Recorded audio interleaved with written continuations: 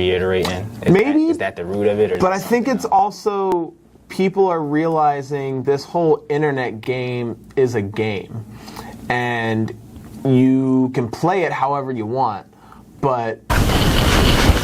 So at the time that we're taping this, right, I currently don't eat chocolate, but I wanted to interview the Reese's guy because he had a strong personal brand from a very long time ago. He always understood this landscape and he took advantage of it. I would even say he's a pioneer or a risk taker. Some probably would call it crazy, but I'm someone who advocates for this thought process and this willingness to try new things while also diving deeper into what you're passionate about and finding yourself. You know, listening to his story about having deals made with corporations, you know, shooting his own shot, but also having his own comedic humor and efforts behind it. So, without any further ado, I want to introduce y'all to the one and only Reese's guy, right? Tap in.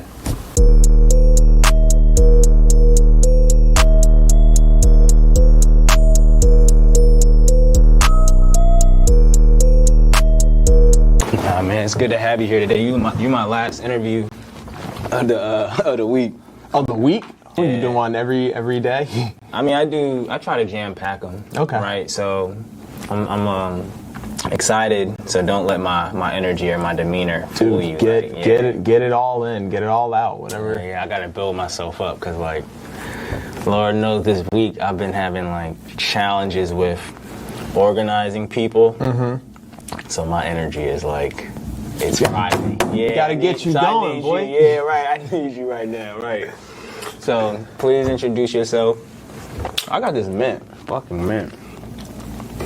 All right, please introduce yourself so that everybody can get to know you, and then we can get right into the conversation. Yeah. So just to clarify, am I looking at you? Do you want to like occasionally look at the camera? Yeah, if you want to talk to it, because we're building content, so definitely introduce yourself to the people, because I'm more of like building for a community. Yep. And then, you know, I would love for you to engage with me if that's good for you. Absolutely. But for the most part, when I'm like, if you ask me a question, do you want me to answer? Do you want me to answer to you, or do you want me to like kind of do both? Just both. Okay. What's natural? Yeah, I know. I kind of emphasize certain things just for what I know is going to be contextual for a general audience. So yeah. Okay.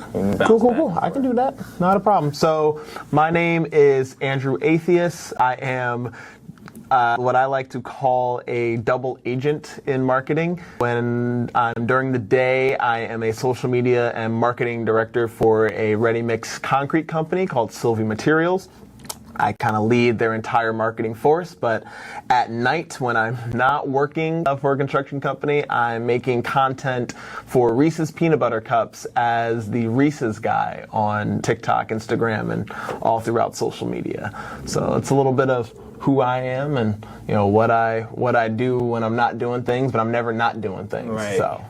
Okay, so I want to start in a different direction. Like, so what are you doing when you're not doing that stuff? What's your interest? Do you eat Reese's? Is that like your favorite snack? Or you know, do you play video games? Like, what do you? It's funny. People think that like I eat Reese's products like for breakfast, lunch, and dinner, but you know that's not the case. I used to be a track and field athlete and a very active person, so you know eating candy all day is not the diet. Actually, you know I do drink water. Right.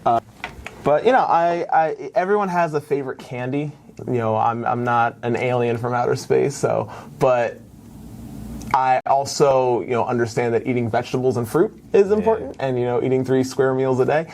But you know, when I'm not making content and when I'm not, you know, doing marketing stuff, believe it or not, I'm either A, diving down a rabbit hole of learning more about marketing. Okay. In the same way that you have professional athletes who, yeah, they get paid to play a game, but when they're not playing that game, they're probably at practice with the team. And when they're not at practice with the team, they're probably working out by themselves. Yeah. And they're probably, you know, doing other things to prepare playing themselves. 2K. You know, playing 2K as themselves. Oh, that's the move that I've been working on? Yeah. But like they're always doing something, whether it's small or little, that contributes to their professional career. Right? You know, it's a 9 to 5, my marketing job, but I don't stop marketing at 5 o'clock. I'm always on some YouTube channel learning more about marketing, what's changing in the world of SEO. We got a new social media app called Threads now that everybody's obsessed with, learning the algorithms for that.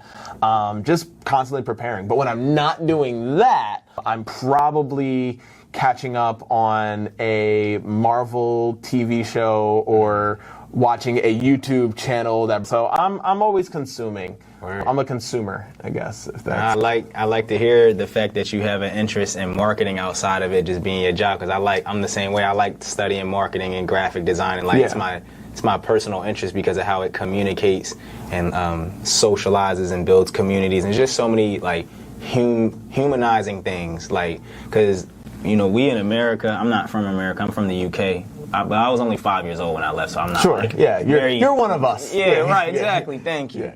So I'm like, when I first consume things from outside perspective, it's always placed in the belief that like Americans are sleazy and they'll sell you things that you don't need. But then there's like, I'm starting to see how you do. There's that element. I'm not about to reduce that there isn't those elements, but like, there is a humanizing attribute that goes into marketing, like if you pay attention to it. And I think we're part of like a transformation or even an evolution, maybe more so, of how marketing can really bring us together in a more humanizing fashion. So like, what are some of the channels or like some of the knowledge that you consume to learn more about marketing? Because I want to tap in. I mean, it's funny you said that people think Americans are like sleazy salespeople always trying to sell you stuff. But to be honest with you, I think that's true. They're not sleazy, but American culture is selling. Whether it's a company selling you something, some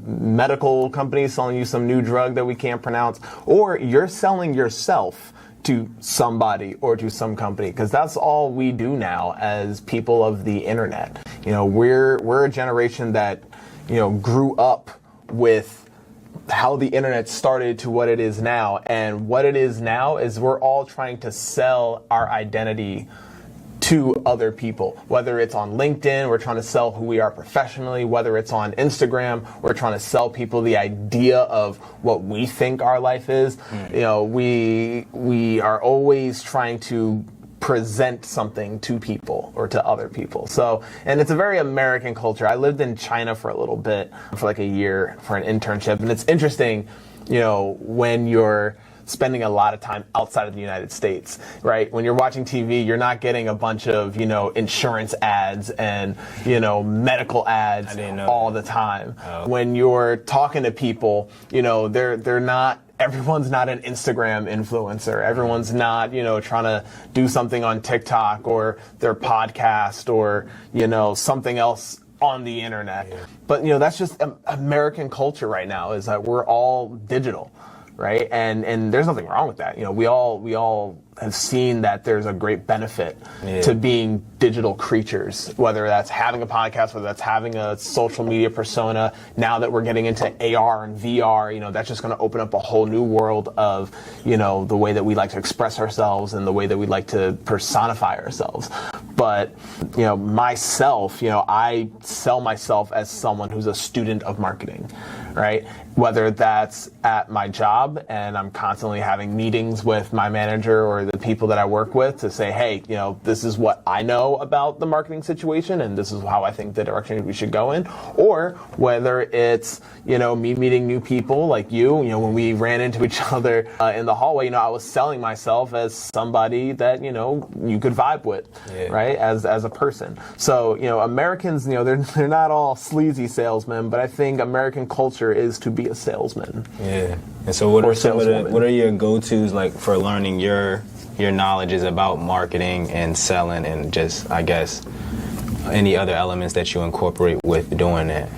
To be honest with you, people. I love people. I think people are the best resources for any type of learning, but I mean, people write books, people make movies, people make YouTube channels where they talk about stuff. But when you actually go out and meet new people and listen to new ideas that you may disagree with, or different strategies that people go about tackling a similar problem that you have, I love learning about that. Like, for example, I'm getting ready to go to grad school, and the whole reason I want to go to grad school and get my MBA is because I want to meet John, who works for an IT firm and does marketing for them. How do they tackle, marketing their products and marketing themselves as a company? It's going to be a lot different than how Trish, who's a farmer, and she has to market her farm products and produces and her business. And it's a lot different than how me, working at a ready-mix concrete and construction company, how I have to market that. There's the same problems, but different strategies and different ways to look at it. And that's how you innovate. And the more people you know, the more people you run into, the more hallway conversations you have, the more conferences that you go to just wait in line with people and chalk up the conversations, the more your perspective of whatever it is that you're trying to learn or do is going to grow, and you're going to change the way that you think about things. So that's honestly the way that I go about it. I meet people, I find people find me. If I'm not, that's what I wanted to do this for. To pick your brain. I hate that phrase, but I love it though. That's such a great, like, if you could literally open somebody's brain and just be like, what's in here? Ooh, that's dark. Here's the marketing stuff. This is what I want to know. It's a great term because that's literally what you do. Figuratively, Yeah, we're not really cutting people's brains open. I don't want to do that. Not yet, though. Maybe give it like 200 more years, and maybe we'll be able to. I'm like, shouts out to the person who actually, like you said, go to school and learn, because I wouldn't want nobody to cut my head open if they weren't intentional about it. You mentioned that, so I don't really play a lot of video games, but like every now and then I'll get like the itch to like turn on my Xbox and do this for a couple hours. But right now I recently just went back into playing Fallout 4. Yeah. And just because the guy, I don't know, I feel like going back to like a wasteland and just like looting and becoming somebody who's just on the hunt for revenge. But there's a scene, or there's a part in the game where the main character, and this isn't a spoiler, but like for anybody who's trying to play a 10-year-old video game, but there's a scene in the game where the main character hunts down somebody who kidnaps his son, and you eventually, you kill the guy. Right. But when you loot his body, you find out that he's a part robot. Like, he's mostly human, but he has like this chip in his brain, and you actually take that off and you take it to another scientist, and they're able to like hook it up to a machine, and you get to go through their life and figure out what their life was about, why they made the choices that they've made, and the decisions that were made for them, because we don't know our history. I don't know what you've been through. Real rap. I'm sure you've been through some crazy things in your life. I'm going through some crazy things in my life, but you don't know that, I don't know that, and there's the other people that are going through things. That's why they always say be nice to people, because you never know what somebody's going through. But in this part of the video game, when you see this is why he's a corrupt, mercenary, because he's had all this other stuff happen to him, and there's this saying, and when I tell you this, you're going to look at movies so much differently, but every villain is the hero in their story. Right. Yeah. Every bad guy, you go back, even Hitler. Right? Yeah. Every mind, they're being evil, but what they think they're doing is the right thing to do. And they think that they're saving people, or they're saving their race, or they're saving, people that look or act like them, but have to do treacherous things in order to get there. Right? And it's crazy to think that. Like, there's evil people in the world, but if you really look back and understand what they've probably been through, I'm not justifying that, people you gotta say it for this thing. Yeah, I get it. But it's just that if you see what happens to people and the decisions that have made for them, or the decisions that they make, you go, that's why you're trying to do the evil things that you're trying to do. I get that. It's wrong still, but I understand how you got here. And you pay a lot of attention to detail. Like we probably all have characters or archetypes or moments that we download and memorize more.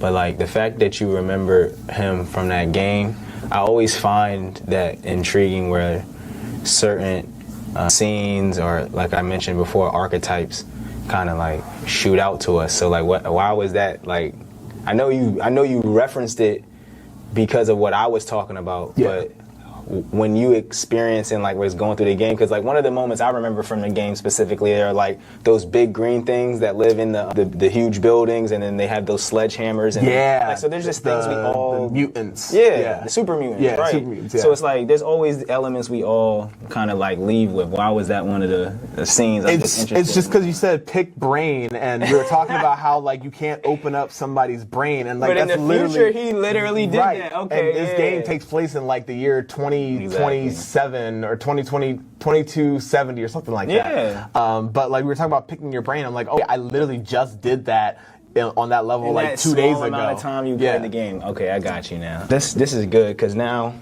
it actually opened. You know, I like to just learn. Like I asked, like what you're just doing personally, so I can resonate and find points of interest. But like I said, I do want to take this opportunity to learn. So you do. I learned. I first seen your profile on Instagram doing the Reese stuff. Is that where you started, or did you start on TikTok, or how did that journey even start, like creating content? What's funny is that's a great question because I actually don't know. They're both kind of at the same time. So like I was using Instagram the same way that some people use Instagram as like a personal, like, hey, I went to this party. Hey, today was a hard day. I had a test and my life sucks. You know, those kind of things, right? And then one day I saw that there was a contest for who's the biggest Reese's fan. Okay. And this was like 2018, I want to say, 2017, 2018, that area. And it was a contest for $10,000. Right. And I don't care how much money you got. I don't care how much money I got. $10,000 is a lot of money to claim that you're the biggest fan, right? And what I was going to do was I was going to make a music video about, you know, how much I love Reese's. And I was like, who's going to outdo a music video? You know, no one. But then I heard through the grapevine that there was at the time, a 10-year-old little girl named Reese Eleanor Cup, aka Reese Cup.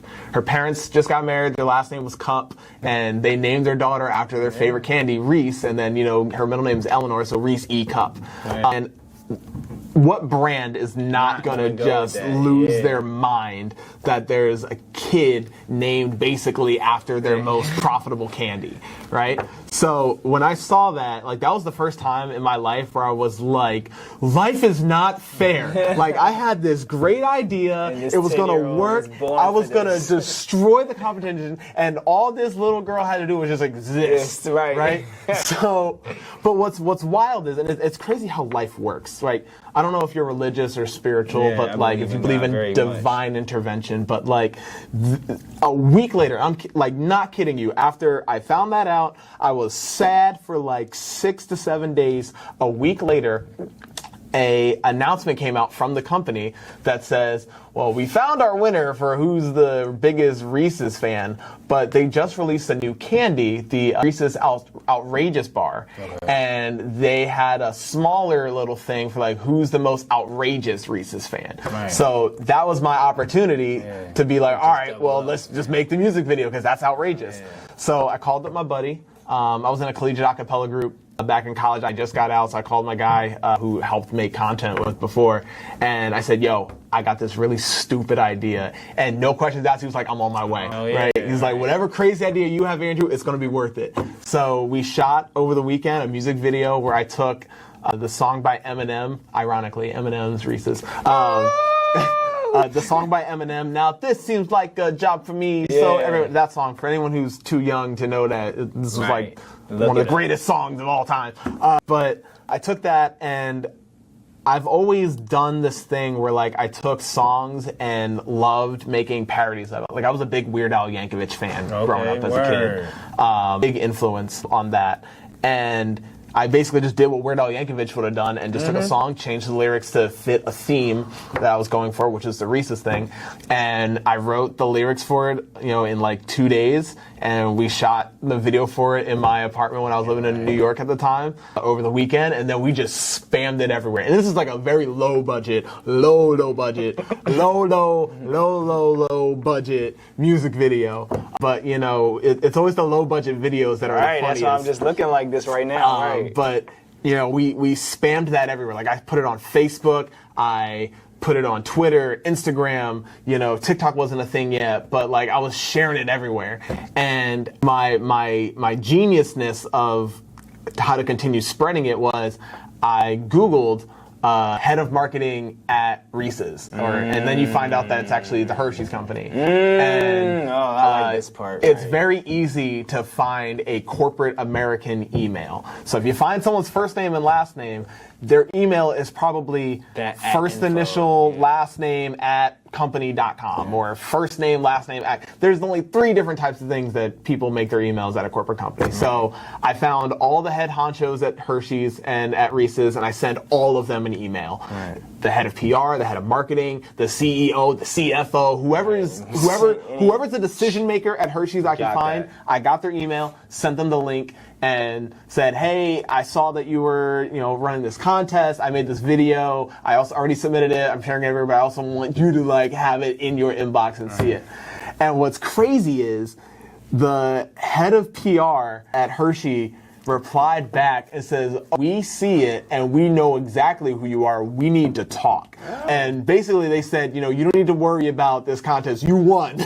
you bought a flamethrower to kill a bug, right? Like you won. you did more than what we were expecting someone to do. Because like everyone else, like this one lady took and made a dress out of Reese's Pieces. And that's cool. Cute. That's cute. This other person revealed that they have a hidden mirror in their bathroom, and that there is a secret lock in there that they hide the Reese's from their family. Right? That's crazy. But like, no one made a full production music video with an original soundtrack, you know, and shot it. And again, low budget, but you know, that's some effort in there. But yeah, so and it was finally funny. You know, it's creative, it's innovative, but you know, that was supposed to be it. That was supposed to be like a one-time thing. Like I did my video. You just was showing appreciation for something that you had liked. Yeah, but what's crazy is when you're passionate about something and you had fun doing something, you're gonna want to hit that high again, right? Your brain's gonna be like, that was great. Let's do another one, right? Let's make another music video. What other song can we find to make it all about, you know, Reese's again? So I had sent a message back to the Hershey people now that like I got their contact, and they said like, you know, hey, you won, you know, and I won a whole bunch of stuff. I didn't win $10,000, but like I won a cooler and candy and merch and all this stuff. And I sent them a video or a message saying like, hey, I think I have another idea for another video. Like, am I allowed to do this? Like, are you gonna send me a cease and desist letter? I know your marketing team's got stuff, so you know, when you're dealing with corporate companies, you gotta be careful when you put stuff out there. And it was around Christmas time that I had the most popular Christmas song is Mariah Carey's All I Want for Christmas Is You. And that's on the radio from like November 1st until like February. So it's just ingrained in your brain all day. So I'm just thinking about it. And you know, I'm like, all I want for Christmas is Reese's. And I'm like, all right, we got a hook there. Yeah. So let's see if I can build on that. And it's just fun. Like I went to school for engineering, and part of being an engineer is to see something and do something that no one's ever built before. Okay. You know, to look at a Raspberry Pi or look at code and find a new way to make software, right? So like my brain's already wired to create, right? And you know, I made that music video and sent that to the Hershey people. They loved it, lost their minds. They sent me more Reese's, and that's just how it begins with a relationship, right? And eventually, when you make, you know, a bunch of music videos and you're constantly spamming people's, you know, socials about, you know, all this Reese's stuff, you know, people call you're like the Reese's guy, right? And I took that and I was like, all right, well, let's just keep on making more content, right? But, you know, that's just kind of how that went. It went from starting a video as a joke for a contest, and then just making another one, and then once you're a creative person, you want to keep creating. So I just kept creating, and eventually you build a personality by accident. And then you just kind of keep running with it until you don't want to run no more.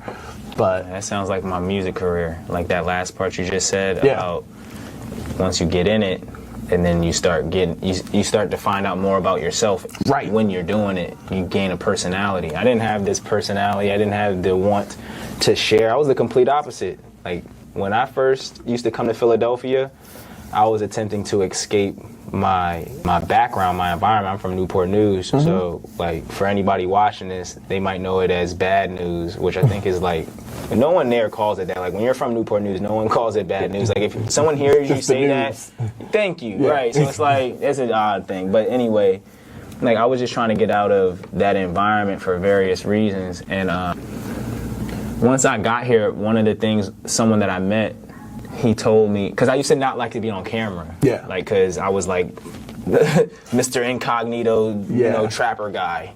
So I'm like, I didn't ever want to be on camera. And he was telling me, like, he's like, bro, there's surveillance all over the place. Like, yeah, you're always like, on camera. You're always on camera. He's like, but it was this last part. He said, because I always heard that all the time. Me and my friends would say, we're always on camera, and there would just be a negative connotation to it. But when he said, you're on camera all the time, you might as well just give them a show. Yeah. And I was like, wow. It just hit me different that day. And I'm like, you're right. I might as well take control. That's what I heard in my mind. Like, I could take control of what's being seen. I don't have to just be masquerading in the night, you know, just incognito. Like, so that's when, you know, I started putting myself, I got inspired to do more because I would see how I could add value to my friends' music stuff. Yeah. Because I didn't start off doing music. I was just a salesman. So my mindset was like, y'all, I can help y'all make money from this music thing that y'all doing. And then, you know, I started getting introduced to some of the things that I would do as a child. Like I used to illustrate and be into fashion and art, and it just started, you know, connecting pieces to my own life. So it's like when now that I'm here, and when you say it like that, it's like, yeah, it was the momentum of me just doing something that I was passionate about, and that passion is being there for people and helping them without a way to do things for themselves. Yeah. Like, that's what I'm it's almost to a striking degree, like, and when I say striking, it's like everybody notices it. They're like, you know, you need to do more for yourself. And I'm like, that's the hard part. Yeah. Like, it's harder for me to do stuff for myself because I get really much more passionate from I'm a team leader. Yeah. So, like, when I can see 6 people win, it's like, oh, I mean, I won too. Like, you know what I'm saying? If I eat, my squad eats. Yeah, right? So I'm really driven by that. So when, you know, that just helped me recognize, like, you know, sometimes you don't choose this stuff. Yeah. And you've been doing this for going past 5 years now. And so what has the consistency been like for you? Like, some people, I hear 2 different narratives where it's like everybody wants to shift and pivot and wants to do something different. And then other people might not even find that thing that we just mentioned that they're even passionate about yet. So how do you stay consistent with doing the Reese's guy, or like any feelings about that? It's crazy. So like I said, I went to school for engineering, and you know, shout out to RIT, the Rochester Institute of Technology. But you wearing the shirt right now? Yeah, I know. I was about to say, I'm always wearing orange. Yeah, you know, whether that's what I saw. I saw the orange, but you representing heavy. You RIT, you feel me? Listen, whatever I get involved with, I add that as like a flavor of my personality. Yeah. Right. Like if I went to RIT, like I'm an RIT alum. Like I'm loud and proud. Right. I like Reese's. I make content about it. I'm loud and proud. Yeah. Right. I do marketing. I go do marketing things. I come do podcasts. I'm loud and proud about marketing. The only person who I know sounds excited to mention their job. Yeah. Like one of the only people I've met. But here's the crazy thing, and I'll tie this into, you know, what you asked is, like, right now, I don't do as much Reese's stuff as I was before. Okay. And that's only because this Reese's thing got me the job that I have now. Damn. You know, I made a post about, you know, they made a Reese's stuffed with pretzels, and I had made this picture of me with like a soft pretzel on my face and just advertising the Reese's pretzel stuff. Again, just like stuff that I think the Reese's company should have been doing. That's what I was doing, right? And I used the Reese's thing as a marketing playground, right? I wanted to learn how to make branded content. I'm making my own branded content. I wanted to do paid ads. I took that picture and I made it a paid ad. I found targeted people within the Philadelphia area that like chocolate and snacks and foods, and, you know, learned about, you know, how to target people. And fortunately, one of the people that saw that ad was the guy who's now my manager at this construction company. He sent me a message saying, hey, I saw your Reese's picture. I love Reese's, but do you know anyone who's able to do this type of content for a construction company? And I was like, me. I'll do that. Because at the time, I was actually working full-time for an IT company, or IT at Morgan Stanley. And I was trying to get out of that, to find something new. Okay. And coming back to Philly and working in marketing and working in, being creative, I was like, that's a great opportunity. So this whole Reese's thing is the reason why I'm now working for a construction company that I never would have applied for had I seen it or even would have known about it. And now I'm leading this company that has never done marketing, and I'm leading the charge on building their entire marketing department. They're doing things now. They never had an Instagram account. They didn't have a Facebook account, a LinkedIn account. They didn't have a functional website. They didn't do SEO and learn about Google rankings and all the things. They're a 75-year-old company, very successful company, Absolutely. but they weren't doing digital marketing. And I saw this as an opportunity where not only can I do digital marketing, I can learn about all the things I took classes on digital marketing. I can actually get my hands on building a website and working on the branding of a website and matching that to the logo and figuring out a plan on how we're going to employ people and, sell products and all this stuff. No one at the company was thinking about this kind of stuff because they never hired for it, and now they did. And had I not done this whole Reese's thing, I probably wouldn't be working at this company. Because I have the portfolio to show that, hey, I kind of know what this whole digital marketing thing is all about. And I tell students this all the time. Like, I go back to RIT every now and again to talk to the marketing folks, but your resume is not going to get you a job anymore. You need to have a portfolio. You need to have, whatever your name is. My name's Andrew Atheist. I don't have this yet, but I'm working on it. But like andrewatheist.com, and it needs to be a portfolio of the different companies you worked at and showing the stats that you did, show the content that you made, showing all the things you did that your resume just kind of writes as text, right? We're now in an age where they always say, like, don't put your picture on your resume because they don't want to discriminate. Like, we have LinkedIn. Right. Like, you're one Google search away. They're going to do a background check. Anyway. Whatever company you apply to, they're going to Google you and see who you are and what it is that you do, right? So, it explains everything that you've worked on, especially if you want to get into a creative role, especially if you want to work in marketing, especially if you want to work in, social media. You need to prove and show, hey, I made this type of content. This is what my work looks like. I did this type of, paid ad strategy, and here's the stats. Here's the graph that shows where we were and where I took them, right? That's what's going to get you a job, not some black and white piece of paper that you upload to Indeed.com to 900 others, because everyone else is uploading that same thing. But the second that you show up with a visual portfolio that shows everything, now you're the one to, be getting back for the interview and getting called to say, hey, let's talk about salary. These that way. You emailed Reese's. Yep. You video though, not a resume, not a written request to do it. I sent them a video that I already did and said, hey, this is what I can do with no money. Right. Imagine what I could do if you either hired me and added me to your marketing team and I get to use your budget, because Hershey's got millions and billions of dollars for marketing. But or if you want to work on a brand deal, or if you want me to be a brand influencer and you pay me, a couple thousands or a couple hundreds of dollars a month, imagine what that can add to the production, right? Funny enough, even though I'm still not actively doing a lot of recent stuff, I'm still having those type of conversations, with Hershey's and with General Mills. They make Reese's Puffs, and Krispy Kreme donuts when they release their, Reese's inspired, donuts. Like, there's so many brands. I picked the right candy to be favored for, because you see Reese's flavored things everywhere. Yeah. Whenever you see a brand that tries to do like a chocolate and peanut butter thing, it's always an orange. Whether they get Reese's or not, they make their thing orange, right?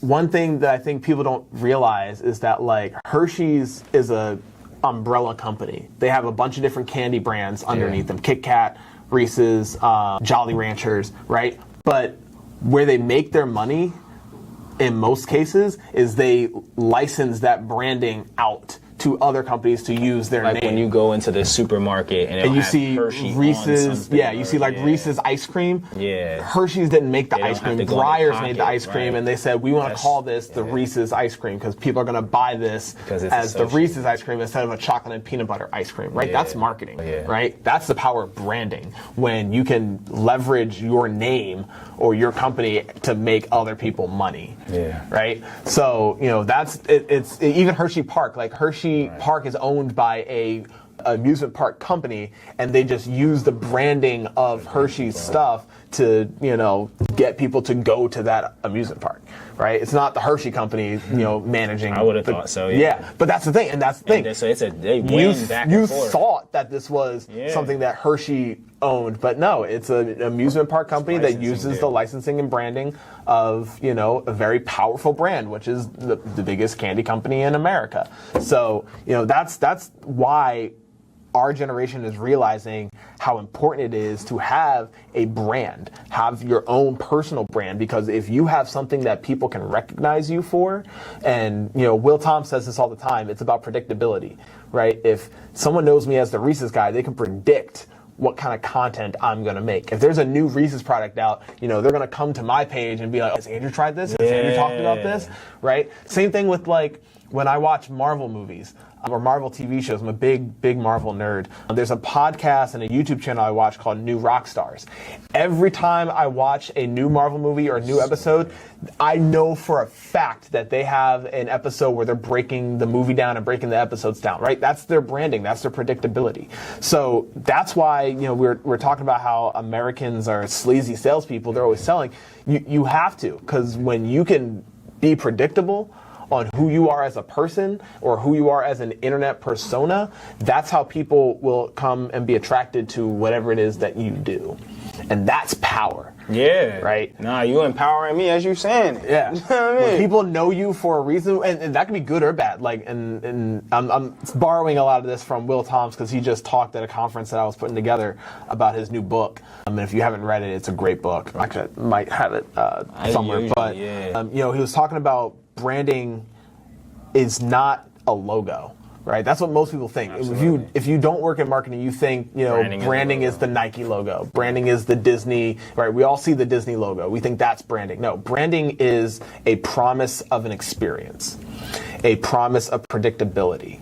Right, if something has Disney's name on it, you already kind of know what you're getting yourself into. Wondrous. It's going to be It's going to be fabulous and kitty and if something has the Nike logo on it, right, you already know that this is something that athletics, right? But like you're predicting an experience, right? And so many people focus so much on branding. It's like, well, I need this color to be a little bit darker or a little bit lighter, or I need the logo to be bigger or smaller or compressed. Like that's not branding. Right. Branding is when people see your logo, what do they know about your company? What do they know about the value that you bring to other people?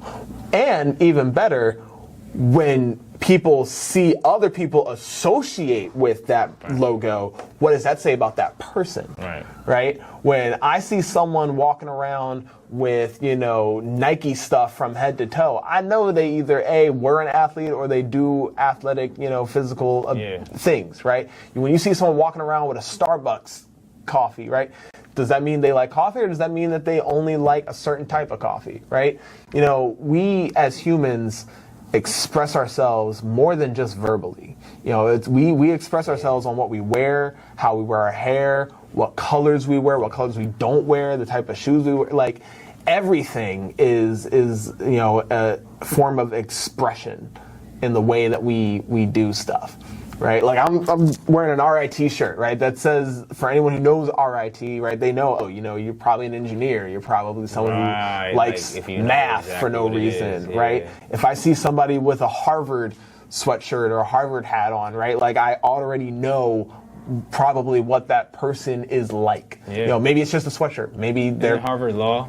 Harvard Law. It's a but still, if you see something or something that someone's wearing, no matter what it is, we as people are already going to try to predict the type of person that you are. Yeah. And that's why it's so important to, think about what you're wearing, how you wear your hair. And it's okay to say, like, I don't care what I wear. A shirt's a shirt. No, because that's what I was just thinking. I was thinking about all those people right now who are watching, because I know, like, people think that way, but you're absolutely 100% correct. Like, if you want to be able to brand yourself, you have to be considerate and even empathize with. Like, not even consider or empathize, but like it's just people are always going to perceive you how they're going to perceive you. You can't control that. Yeah, like what their mindset is. Right. Okay. And even as a creative, someone who makes music, someone who makes art, someone who makes videos, this is the hardest thing to tell a creative person is, like, you don't get to decide if your art is good.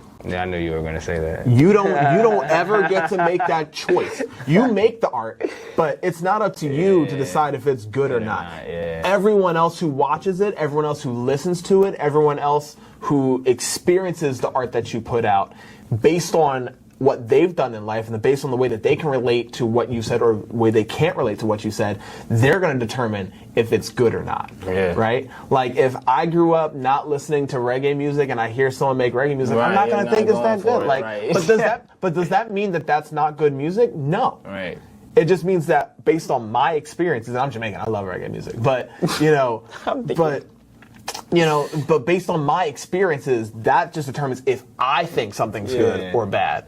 Right? You don't get to decide that as the creative. And that's even when I, put stuff out there. Like, I put stuff out there and it goes out there.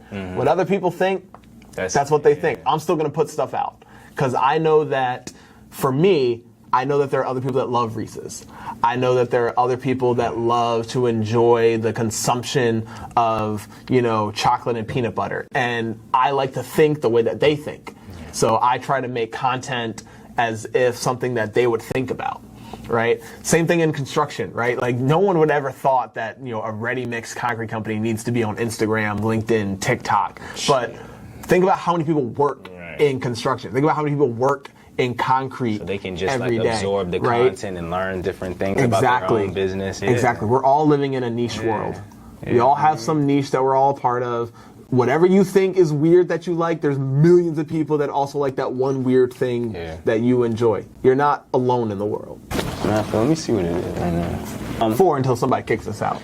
Yo, I'm learning that's the vibe. That's the vibe here. I didn't know. I'm always like rushing the stuff 15 minutes ahead. When I first started coming here, I was like, oh no, I gotta get out by 3. But then, like, you'll see that no one has the room booked until like 6. I was like, all right, cool, I'll just chill and keep on doing what I do. And then and people are so considerate here. Like, they'll come in and be like, hey man, I got the room in like 5 minutes. I was like, all right, cool. And that's literally what just happened with me. Now, what I didn't do was come in here. I got here at 1:45-ish, and then I'm just assuming that they're me. Right? Yeah. What you just literally said is not. They're them. Yeah. And they're like, all right, until somebody comes in here, I'm chilling. Yeah. So it's like that's just funny to how that connected. So the last 2 things I want to talk about are brand deals and paid ads. Okay. Because I didn't even know you had experience with that, so that's definitely it's funny when you talk to people and you find out that stuff comes out their mouths like, oh, you do that too? All right, well, let's talk about that. Yeah, so with brand deals, like, currently I've been working with,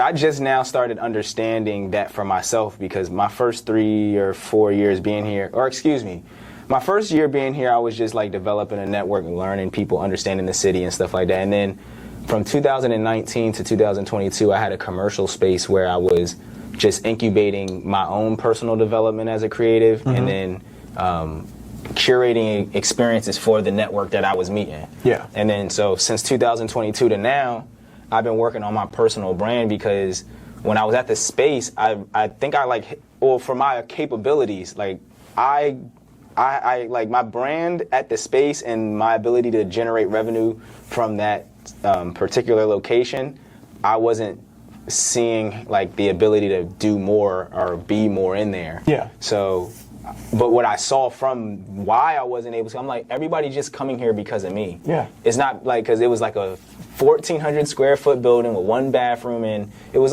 makeshift. Yeah. Like, right? It's like, we making content in here. You can throw a decent show in here. You can get some content done. You can set dress it. Yep. But it doesn't answer all of the, I guess, the needs of what I would be able to like generate more revenue for a business. And that's what I wanted to do. I wanted to get more money, and I wanted to be able to impact more people. And so I'm like, well, a lot of the time, the things when I am impacting people and generating more money, it's just because people trust my brand. It's just because TJ's attached to it. Yep. It's because he's going to do it, so Yep. I'm going to just come. Yeah. So I'm like, okay, well, then I don't need the overhead of this building no more. Like, I could just get rid of the building and start to figure out how to hone my me more. Yeah. So that's what I've been doing, and it's led me to affiliate marketing. It's led me to, hosting a lot of events, people giving me, I don't want to say everybody, it's not managing, but it's like the same thing as affiliate marketing. Like, say if you had a commercial space and you know what I do, you're like, can you generate me some leads? Like, can you be on our social media? So like I have partnerships like that with spaces. So I'm just learning I want to learn more about how to, and you mentioned something that I'm working on, which is making a visual portfolio of it. So I have my website up, I have my content on different pages so that people can explore that, and then my social media is consistent on all platforms. So but for brands, more established brands, because I think I'm doing pretty well with doing things horizontally, like connecting with people, making interviews, and seeing how I can add value to people's startup platforms and like basically not milk them to death, because I don't know how people pockets be. But now I want to go to where the pockets is fat, so I can like not feel like I'm encroaching or encroaching on somebody's paycheck. Yeah. You know what I mean? So like that's where I would like to learn more about at least what some of your experiences are, or just any advice that you have, so that I can be effective, right? Like even if that means I need to work on some stuff. Yeah. So, you touched on something that's very important, is that when people realize you're attached to something, that's where they trust it, right? And the same goes with working with brands, big or small. And whenever people think about brand deals, they're always thinking about like what the Kim Kardashians are getting, and what like, these big TikTokers that got millions and millions of followers, and all those deals that they're getting, that they can drive in the nice cars and get, $10,000 a month from a brand, right? Which is more than what most people can get from a job, right? But that's not, like, that's a very, very, very, very, very, very, very, very small percentage of what most brand deals are, right? Where a majority of what, brand deals that you're probably going to come into, and even that I've come into, like, I'm not at the space where, Hershey's is paying me tens of thousands of dollars. Like, people always assume, it's like, man, how much is Hershey cutting you a check for all this marketing you're doing? And to be honest with you, they're not cutting me a check. Right. I'm kind of doing most of this for free. They send me, free candy all the time. They send me, if there's a new thing coming out, I always get like a nice little care package that says like, hey, you're one of the first people that try this product, right? But, you can't pay your bills with candy. You can't pay, rent with candy. Even though it's nice, being one of the first people, and you got to sign an NDA every now and then. But one thing I've learned is that in this day and age, and in this space where everyone's on TikTok, everyone's on Instagram, everybody's, got followers now, I think one thing a lot of brands are starting to move towards is micro influencers. And it's the people that don't have millions of followers. Because yes, when you have millions of followers, that just means you have eyeballs, right? And I can't remember the name of the creator that said this, but he made a great point where humans used to colonize land, right? We used to travel across seas, travel across new lands, and find places and establish ourselves. All the land has been conquered on this planet now. There's no new land to go find, right? Everything's been colonized, every island has been established, right? So what's left? People's attention. We are colonizing people's attentions. It seems so far-fetched hearing it right now, but I know I'm I can't even imagine what you're saying, but I know it's a fact because I experienced. Because that's all people are doing now. imagine. Is like, how can I get your attention? How can I get your 3 And I didn't, to 5 I seconds? didn't grow up like that. It wasn't like that, so I can see the difference when you're right. saying. It's constantly, like you said before, salespeople. We're constantly being fed stuff. We're doing this all day on our phones, scrolling. How do you get someone to stop their thumb, right, for 3 to 10 seconds, or some cases an hour, right? And that's what brands want to do. They want to find people who give value to get the most amount of interest. Yes, mathematically, it makes sense to go after the Kim Kardashians who've got millions of, followers, but how many of those people that follow them are actually influenced by what Kim Kardashian actually does, right? Not that many. Some people are just following her because they're like, well, that's who it is. It's who she is, right? But like, not a lot of people will see that she's buy the promoting, same bag or go to the same restaurant, right? Or go to, they don't. Somebody was saying the other day, it was like, I can't even listen to Drake's lyrics anymore. He's too rich. I can't relate. He's talking about going to places I ain't never heard of, right? But I still like Drake music, right? But when you have micro influencers, right, people who have less than 10,000 followers, right? Those followers are following that person for a reason, whether they actually know that person or they actually enjoy the content that they're creating, right? Like my Instagram, like it's like maybe 5,000 followers, right? But everyone who's following me is following me for a reason. They either know me personally and they just love watching me, act a fool, or they are following me because they love the Reese's content that I put out and they know that, like, hey, there's new product, I'm gonna find Andrew talking about it first, right? So brands love that. They love that they can guarantee a high percentage of the people that follow you are there for the reason, right?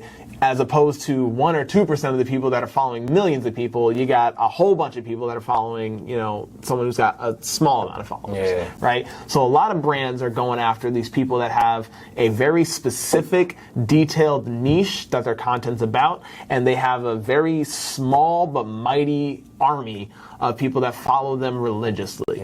And that's more appetizing and that's more attractive than, going after the Pete Davidsons and putting them, and getting their influence. Because if I see Pete Davidson sell one more thing, like I'm going to go get Smart Water, right? Like, but when it comes to working with brands, again, I'm not making the money that a lot of people think that I am, but like I'm building that relationship, right? Like I have people at Hershey that I can talk to now as friends, not just as like, you're a company, you want my money, right? I can build that relationship. I have people at these other snack related companies that I've connected with and built with, and now I have that relationship, right? So while I'm not getting cut, a check with a bunch of commas in it, I have people where, like, say for instance, I do want to, shift careers and move, right? I can call these people like, hey, the kind of work that I do, that I can create things that are related to your brand. What's full-time looking like? What's a full-time job at your, position looking like, right? I have those type of connections. So I have those type of brand deals.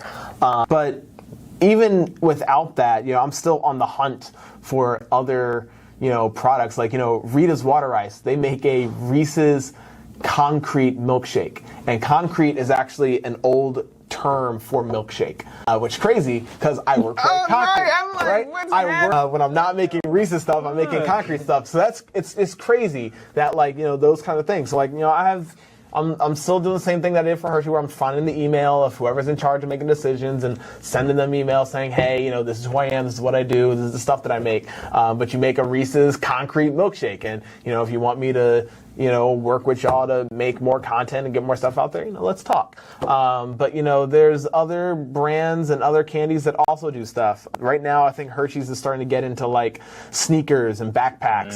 And I didn't know that. Yeah, but like, there's a lot of different avenues that different brands work with brands, and if you're an influencer that has something to do with something, there's a way that you can build on that. But you said it though, like that I feel like that's the takeaway that got me interested in asking you 2 times, is like you literally hit them up and you do the due diligence of figuring out who you need to hit up, and so because like I know how an average day at work is with, we all have friends who work several jobs when you're an adult. So it's like, some days be like, I'm in an office and I only received 4 emails. Yeah. Like, so if you're one of those, if you're the 5th email that came in, and it, it kind of can help me move along what my needle is for the week or the month. Yeah. I'm going to open it and we're going to I'm going to at least establish, like you said, that relationship. Yeah. So if I have to go in my tool belt of assets and resources, you might could be one day. So that's a very smart way about going. I like being in people's pockets. Yeah, right. Yeah, like we all have like where's my wallet, right? Like I've got,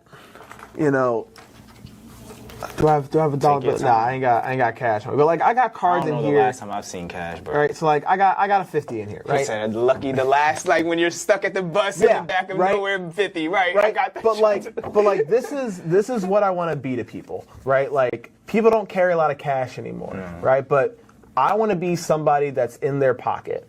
And when the time arrives where it's like, oh, I need cash, or it's like, oh, I need somebody who can do this one specific thing, and you're like, I have this in my pocket this whole time. I don't know how long this has been in my pocket. I don't know when I'm going to spend it. Right. But in the event of not necessarily an emergency, but in the event where I need cash, I have it there. And I want to be that for people, right? I don't know what Hershey's plans are when it comes to influencer marketing. I don't know what General Mills and all these other brands, what ideas they're going to come up with when they try to sell a product. But when I exist and they know I exist and we've had multiple conversations about, hey, I can do this, I can do that, I own these types of recording equipment now, whenever they're sitting there and they're trying to figure out their strategy, they can be like, yeah, I got Andrew in my pocket. Let me see if that's enough to get us to the next thing that we're trying to do. So that's what my take is on brand deals.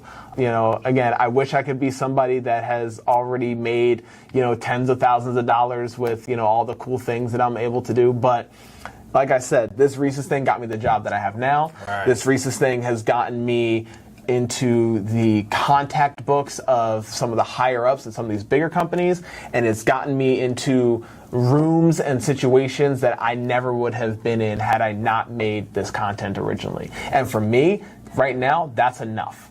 I was about to say, bro, that sounds a little bit more valuable. Some people had to go to school to get in that room. Yeah. Like, some people had to, make some sacrifices, live in a state, commit to, I feel like that's very valuable. So that's the type of brand deals that I've gotten where I'm just in the room.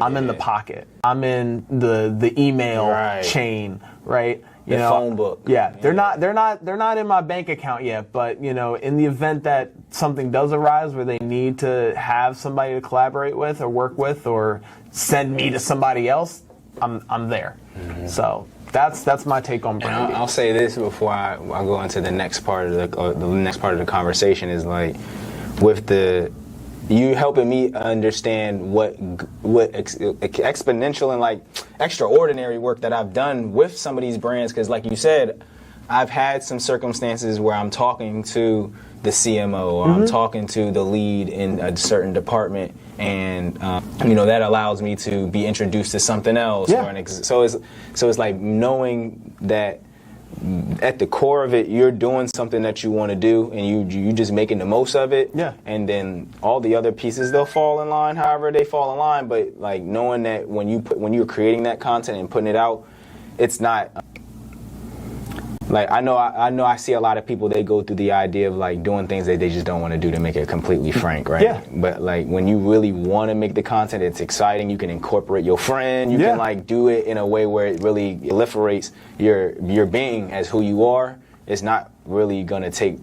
It's like you're not so nail biting, anxious, like ridden trying to get a deal. Like, and that's the crazy thing. Is like a lot of and there's nothing wrong with this, but like there's a lot of influencers and people who are trying to make something on Instagram and YouTube for the brand deal. Like they're not doing it because they like making content. That's what I was trying to say. They just say, well, there's a money making opportunity. Like if I build up enough followers, I can talk to brands and be like, hey, I got followers, money, right? I want money. And again, nothing wrong with that. Get your money. Get your bag. That's what I'm speaking to, like when it became stressful. Yeah, and that's when it gets stressful, because if I really didn't like Reese's, And that's why I asked, if I really just like, if I had a chocolate and peanut allergy and I was just doing this, I was like, other people like Reese's, so I'll just make Reese's do it. right? During the times where like, oh, I'm not making money from this, that's when most people would quit. Yeah. And rightfully so. Like, if you're not truly into it, that's why most people leave jobs, right? Yeah. Like, you get into a situation that you think you're going to enjoy, but if you don't really like it and you're not passionate about it, you go and adapt and find something new. That's human, right? I thoroughly enjoy making content. I'm just using Reese's as my muse, right? And it's a candy that I actually enjoy, right? But if I was doing this for something else, like I actually got offered to, at one point, drop all the Reese's stuff and do this for Mondelez. They're another snack company that works against Hershey. So Mondelez owns Oreos, they own Nabisco, they own, I think, Ritz crackers. Yeah, that's what I'm familiar with, right? Yeah, so like you're familiar with the things they own. Venture capital part of the top piece. Yeah, but like Got you. I almost took a job where I worked for Mondelez and I would have had to become kind of like the Oreo guy, right? And don't get me wrong, I do love Oreos, but not the same way that I love Reese's. And I think it would have gotten to a point where I had to sit there and be like, I don't want to make content because I don't really care about Oreos just like eating that. the Oreo, like right? Diet of Oreos, Grandpa. That's too damn bad. Right. But yeah, you know, and like I didn't start this whole thing to make money from it. It was a passion project, and it still is. And it's the way that I've learned how to become a better videographer. It's the way I've learned to become a better creator. It's the way I've learned to look at marketing differently. Like I said, I use it as a playground. Right? I use it as a gym to get better at things that I want to become better at. I want to do paid ads. I can do paid ads as the Reese's guy on my own front. I can't do it with the company I'm working for now without, you know, going through the lawyer and, you know, my manager and stuff. But like, if I want to try a trend, I can do it on my own on this page. So that's really what this is. It's my own little playground. If money comes out of it, great. If it doesn't, I don't care because I'm still learning from something by using this. But again, there are people out there that are working on projects that they're not passionate about, but it's making them money, right? So they're going to keep doing it as long as the money keeps coming in, even though it's hard and they wake up every day and like, I don't want to do this anymore. But nowadays, I think there are influencers that are truly sticking to, if I like something and I'm passionate about something, I'm only going to work with brands that are also passionate towards what I'm doing. Right? I'm not just going to sell out and go work for this brand just because they're offering me a big paycheck. I don't use this product.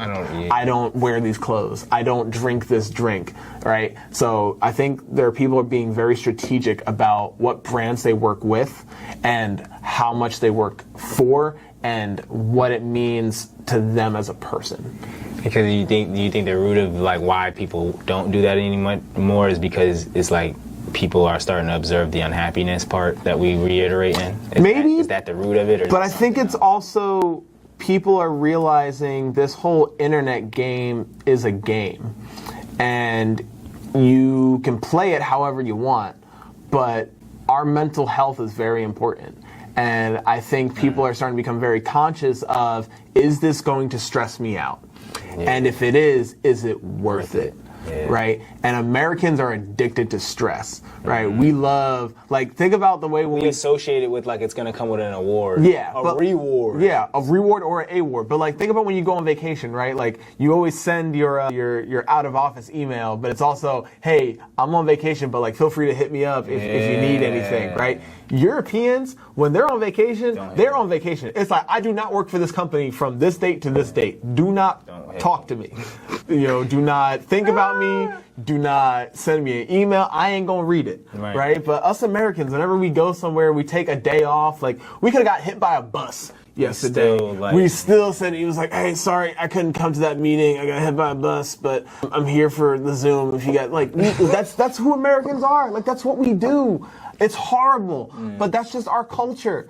We're so addicted to stressing ourselves out that we're willing to put ourselves in situations and make excuses for, it's like, sorry, I couldn't do that. I just gave birth yesterday, right? Like, I had to freaking heal. Right? Yeah, like, sorry, I lost my left hand, but I'm going to go try to figure out how to get a new left hand so I can respond to this one email. Yeah. Like, that's who we are as Americans, and it's unfortunate, but, you know, that's ingrained in us. You know, we're workers. We work. That's why I'm happy I just wanted to add that last tidbit. So I'm gonna ask you this last question and then I'm gonna let you go. All right. And I still gotta stop saying the last. Yeah. So I'm working, and I'm in the very early stages of working on a book. But one of the ideas that I'm going to put in this book is something called the Times Square effect, and it's something that I realized working in Times Square. Like I said, I used to work in IT for Morgan Stanley. Our office was literally in the heart of Times Square. And in Times Square, there are 3 types of people that I've realized. Type person 1, me, someone who's working in Times Square, I'm aware of everything that you can do in Times Square. Right, like I know all the restaurants to go to, I know all the restaurants to avoid. Right, the lights don't impress me anymore. Like I know they're impressive to other people, but I see it every day. You know that train station gateway doesn't even open. Yeah, like I know everything that I need to know, and I'm not excited about it anymore. Like at one point I was, but I'm not anymore. So that's person number 1. Person number 2 is the person that travels all the way from the smallest corner of the world just to stand there and take in the fascination. They heard all the stories, they've seen all the movies and TV shows, but they just want to see it for themselves, and they're so excited. They love that there's people dressed up as Mickey Mouse, but they know it's a real person underneath there. They love that they're probably going to get scammed, somewhere along this ride. They know that somebody's going to try to sell them a mixtape on a CD, and it's like, well, where am I going to play this CD? To some people, Times Square is New York City. Right. That's all New York City is Times Square. And there's people that are just so excited about that, right? But then you have the third person. Typical everyday New Yorker who avoids Times Square like it's the plague. They wish there was a bomb dropped there so it could just be wiped off the face of the earth. They're stressed about, they want to get from one point of the city to the other point of the city. The shortest way is to go through Times Square, but they'd rather go the long way just so that they don't have to deal with Times Square, right? And we have all 3 types of those people in everything, right? You have family members that you want to try to talk to about stuff that you're into. They could care less. They're like, I don't want to hear about marketing. I don't want to hear about branding. I don't care. But then you have people like me who are still so excited about, ideas of marketing and branding and all these other things. But then you've got the seasoned professionals who've probably worked in marketing for 30, 40, 50 years. They're like, I don't care anymore. I'm about to retire. And it's like, I get it. It's important. But I saw the appeal at one point and now I don't care. I'm tired of it. Right. But those 3 people are in every industry. Those 3 people are in every business, every company, every interaction you have, everything that you're interested in, you're going to run into those 3 types of people. The Times Square effect. The Times Square effect. So nobody who watches this, you're like, I'm getting this copyrighted. I'm gonna put it in the back files. I'm gonna wait it. I'm gonna work on getting that copyrighted. Yeah, get it in there. I don't even know if I can copyright it because I think the word Times Square is already copyrighted. Yeah, but you guys look. We'll figure it out. Yeah, I'm gonna figure it out. The 3 types of people in Times Square. Maybe that's what I'll just call it. But so the thing with the paid ads I wanted to ask was, I'm gonna just use myself, right? I look at paid ads like it's this arena. Like there's the college sector of basketball and then there's the NBA, right? It's like I can put a post out. Yeah. When I hit that paid ads button, I'm in the league now. Yeah. So I always have this intimidation factor, but it's like, I know there's part of I've been an entrepreneur since I've been 13, so it's like I know there's part of you're gonna have to swim. If you're a fish, you're gonna swim by a shark to get to your food. Yeah. It's the ocean now. Yeah. But you gotta eat. That's where the food is. It's in the ocean. So it's like, can you give me your perspective or your approach towards paid ads? And then if there's something I want to ask, then I'll just get in there. So the world of paid ads is interesting because right now we're living in a time where you can have 0 followers or 100 followers, post a video on TikTok, and it'll get millions of views. Yeah. Right? That's the only platform that can do that. Right? Maybe Instagram now with Reels, but at the time, if you wanted to reach millions of people, you had to either make a TV commercial or you had to spend a lot of money on a paid ad to go on Facebook, to go on LinkedIn, to go on Twitter, to go on Instagram, right? Now you can reach millions of people for free. And granted, it's random. Granted, there's no rhyme or reason. Like, no one ever knows this video is going to go viral. This video is going to blow up. But that's changed the game in terms of spending money to, again, get attention. Because that's all you're doing is you're spending money to get people to see your post, right? Now, it's great when it's free and organic, but when you start spending hundreds and tens of thousands of dollars, that's when you're like, well, I want my money to work, right? I don't want to just flush this money down the drain and, put a post out there and nothing comes of it. No one's clicking it. No one's going to the link. No one's going to the events. That's when people are really like, well, then how do I do this better? Because if I'm going to give somebody $10,000 for this one video or one post to go on Instagram and Facebook, then I either need somebody to either click this link, whatever the video is or whatever the post is, or buy this product. How do you get your return on investment? Yeah. And right now, there's so much that you have to do with paid ads, because it's not just throw money at it, post. You need to understand targeting. You need to understand who do you want this to see. You're not targeting everybody. Okay. Most people think you want everybody to see. No, you do not want everybody. Strategy. Yeah. I get what right. you're saying. You have a very specific type of person that you have in mind that you want to either buy this product, you want this person to attend an event, you want this person to go to this website, right? There's a person that you have in your brain, the way that they act, the way that they dress, the way that they're interested in, whether they're a Democrat or a Republican, right? Just like how we were talking before about like who you are and what you wear tells me a lot about who you are, right?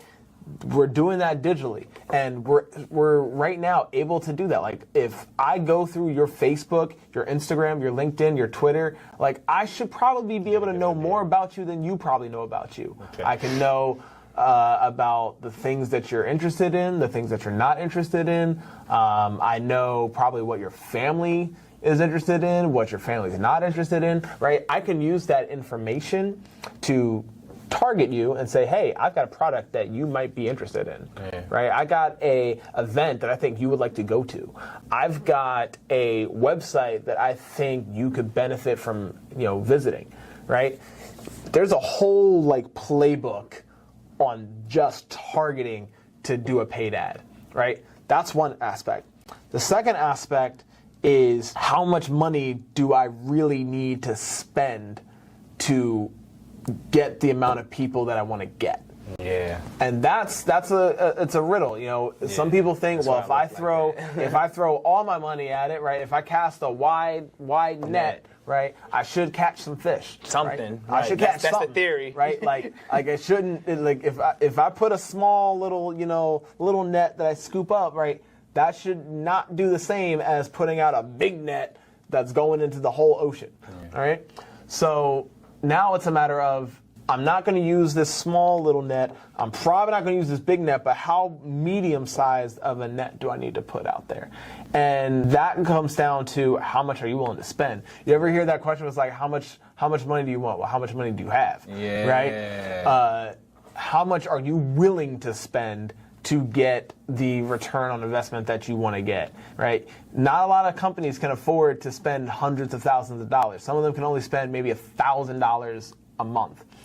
But if I'll give you an example. At my company, right, if we have a hiring event, right, and we want people to come show up, come drop off their resume, come do an interview on site, right?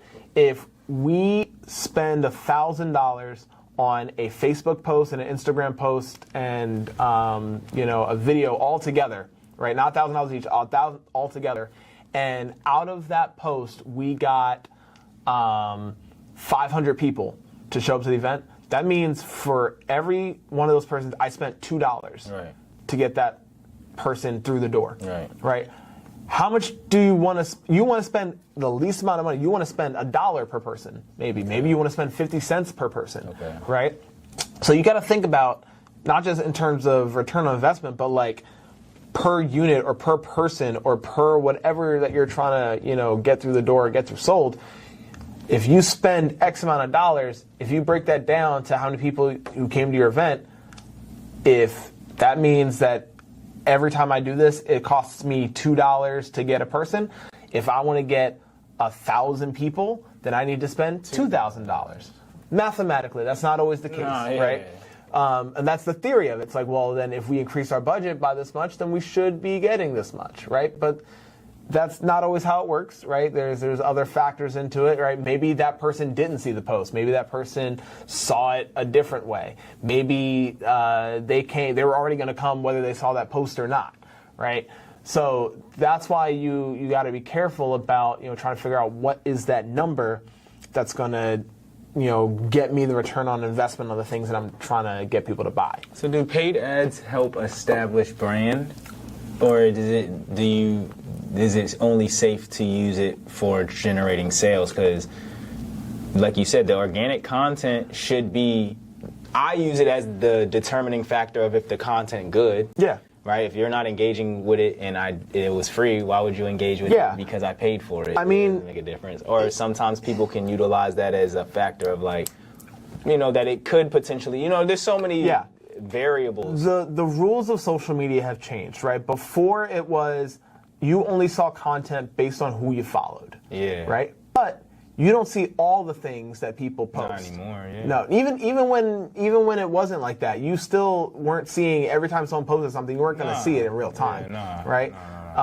Unless you actually went to their page and was like, oh, when did they post all this, right? Yeah. But we spend all day on the phone, but we don't spend all day on our phones, right? And when people are constantly posting stuff, we're going to miss stuff. Yeah. But when you have a paid ad, it's forced to come to your home screen, whether you follow that person or not. It's forced to get to your attention, whether you wanted to see it or not, right? And now that's still happening on Instagram Reels and TikTok. Like, I'm seeing content that's not a paid ad, but it's based on my interests. Yeah, the algorithm. The algorithms, right? But like, it's not a paid ad, but it's still working like a paid ad. Right? And again, that goes into, well, if we can get people to see this without spending money, then we're going to get this to see. But we don't know that. You don't know if you do it for free, if people are going to see it. You know if you spend money, people are going to see it. Yeah. It's a matter of what action are they going to take when they see it. So that goes into the third thing, the actual design and concept of the post itself. Right? You want to design it in a way that when people see it, they're going to do a call to action, whether it's to click a link, click a button, follow a website, follow something, right? There's a lot of people who make paid ads that they just throw money at something and there's no call to action to it. They think, oh, if I see this, I'm just going to think about going to the website. That's not always the case. We like instructions. Right. People love being told what to do, right? You want me to buy something? Tell me where to buy it. Right? You want me to go to an event? Tell me where the location is. Yeah. Tell me how much it costs to go. Right? People need instructions. We're mammals. We need to be told things. We need to be communicated. But when you put money on an ad and you just say like, "Hey, this is a painting. What do you want me to do with this? Do you want me to buy it?" Like, I get what you're saying. It's like that simple call to action could have dramatically changed. It's not even just the call to action, it's the design and language of the post and the video, right? You got to catch people's attention. Again, we're doing this all day. Yeah. How do you get someone to stop? Did you say something? Did you show something in the first 3 seconds that made me want to stop and watch this? Yeah. Did you have something that relates to me personally in the first 3 to 5 seconds, right? I mean, like, the painting itself could potentially do that, but like you said, the content can go a step further by designing it with that.